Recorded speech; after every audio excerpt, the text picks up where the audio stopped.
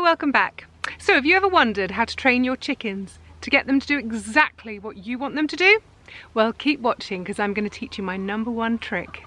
Now, there are some obvious advantages to having chickens as pets, not least of all having fresh eggs every day for breakfast. However, they are headstrong little critters and they definitely like things on their own terms. Now, the only piece of equipment you need for this is a small tin or jar. Now, I'm using a little glass pate jar with a metal lid, and when you shake it, it makes a lovely sound. Now, it's that noise that the girls are going to associate with getting sweeties, and that is what is going to train them to follow you to the end of the earth.